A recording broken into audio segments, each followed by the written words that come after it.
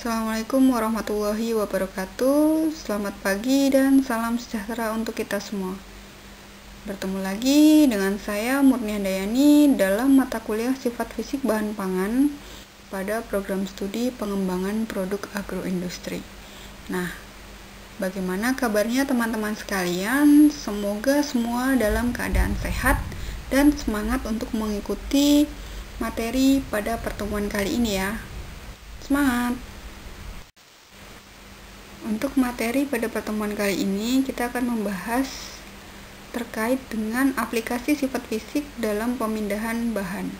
Ada beberapa pendapat terkait dengan pemindahan bahan. Yang pertama adalah menurut Gold 1996. Pemindahan bahan adalah sistem yang melibatkan dua unsur, yakni metode dan peralatan atau tempat penyimpanan atau storage, yang dalam operasionalnya keduanya bisa bersifat produktif atau sebaliknya. Kemudian menurut Brady tahun 1952, material handling sebagai kegiatan manajemen atau organizing pemindahan barang dari suatu tempat ke tempat lain dalam konteks lingkungan industri. Kemudian pendapat yang ketiga menurut Terry 1996. Pemindahan barang mengandung unsur sebuah manajemen, yakni material, sumber daya manusia, modal, metode, pasar, dan peralatan. Secara garis besar, peralatan atau equipment yang terlibat dalam kegiatan material handling pada industri hasil pertanian pada umumnya dikelompokkan menjadi 5 golongan.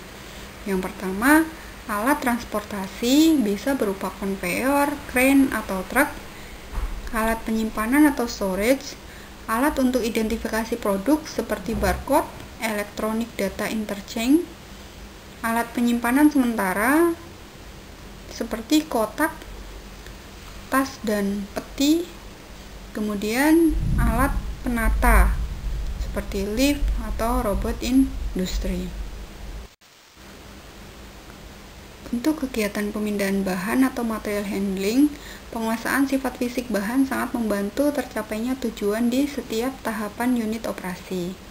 Tiap-tiap unit operasi memiliki tujuan spesifik yang berlainan dari setiap unit operasi. Nah, tujuan pengangkutan barang dari sumber bahan baku ke pabrik tentu berbeda dengan tujuan di unit pengeringan, pengepakan, dan seterusnya. Namun, secara umum, tujuan dari material handling adalah yang pertama, menurunkan biaya tenaga kerja. Yang kedua, menurunkan biaya pengadaan bahan. Yang ketiga, menurunkan biaya tambahan lain.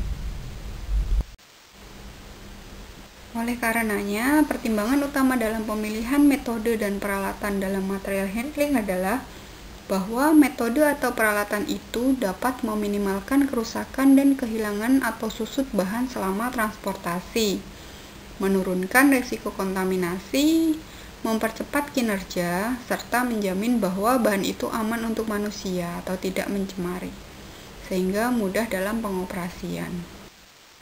Selanjutnya adalah terkait dengan urgensi penguasaan sifat fisik. Sifat fisik merupakan faktor dominan terhadap mutu barang. Sifat fisik merupakan penentu pengambilan keputusan, dan tersedianya data-data sifat fisik bahan memudahkan kegiatan perencanaan, operasional, dan pengambilan keputusan. Nah, di sini artinya bahwa sifat fisik bahan adalah sifat bahan yang pertama kali diindra oleh manusia, sebelum sifat-sifat yang lain seperti kimia dan biologi. Kadang sifat fisik merupakan faktor dominan terhadap mutu dan penentu terhadap pengambilan keputusan, sehingga tersedianya data-data sifat fisik bahan baik pada bahan dasar, bahan setengah jadi, ataupun produk akhir akan memudahkan dalam kegiatan perencanaan, operasional, dan pengambilan keputusan. Kemudian, data, bentuk, dan ukuran bahan memudahkan seseorang di bagian pengadaan bahan untuk identifikasi bahan baku dan mengambil keputusan menerima atau menolak bahan tersebut. Kemudian untuk nilai densitas berguna untuk kegiatan pemisahan dan perencanaan transportasi serta penyediaan ruang seperti itu. Jadi Deskripsi sifat fisik bahan pangan itu penting untuk menentukan mutu hasil akhir. Seperti itu. Selanjutnya adalah terkait dengan pemindahan bahan. Ini dapat berupa pemindahan bahan padat dan pemindahan bahan cair dan semi cair. Nah, pemindahan bahan padat atau solid meliputi satu, lokasi asal bahan, yang kedua lokasi pabrik atau lingkungan pabrik. Lokasi asal bahan bahwa sifat dari benda padat antara lain memiliki bentuk dan ukuran yang tetap. Sebagian besar hasil-hasil pertanian ini adalah berupa bahan padat, entah itu hasil perikanan, perkebunan, tanaman pangan, hortikultura, pokoknya bahan hasil pertanian dalam arti luas. Kemudian jenis transportasi untuk pemindahan bahan padat dari lokasi sumber bahan baku ke pabrik cukup beragam. Ini menyesuaikan dengan sifat bahan, kondisi medan, sarana yang tersedia, biaya angkut, dan toleransi tingkat risiko kerusakan selama pengangkutan.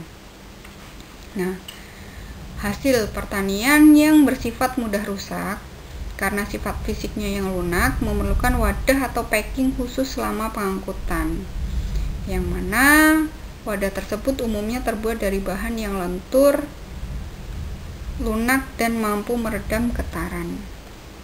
Kemudian untuk sifat fisiologis bahan yang memiliki tingkat respirasi yang tinggi diantisipasi dengan kemasan yang tidak rapat, seperti keranjang dari bambu, kayu, pelepah pisang, dan kemasan karton. Seperti itu.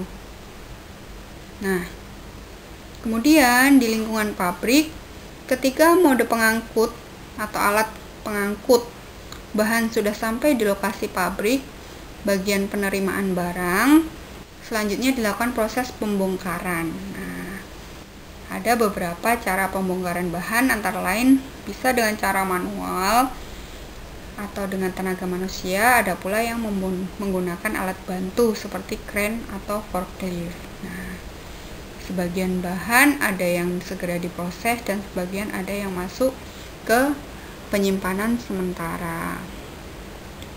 Nah, pemilihan jenis konveyor juga mempertimbangkan sifat fisik bahan. Pemindahan bahan secara serampangan atau tidak hati-hati pada saat pemuatan dan bongkar merupakan penyebab utama dari kegiatan dari kerusakan buah, biasanya seperti itu, atau bahan pangan.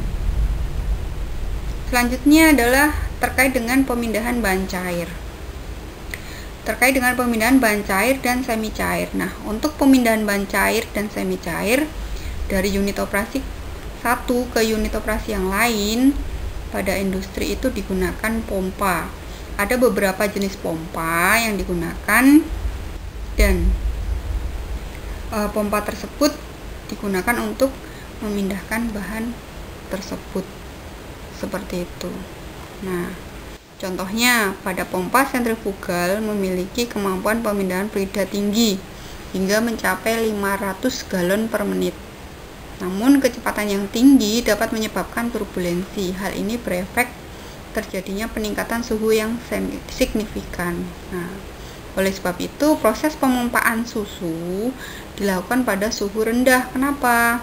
Karena kenaikan suhu dapat memicu reaksi-reaksi enzimatis dan denaturasi protein.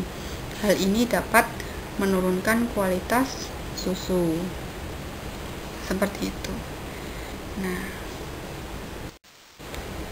baik, sekian materi dari saya untuk hari ini. Apabila ada yang kurang jelas, silahkan ditanyakan melalui grup WA. Tetap semangat, terima kasih atas kerjasamanya. Tetap patuhi protokol kesehatan. Wassalamualaikum warahmatullahi wabarakatuh.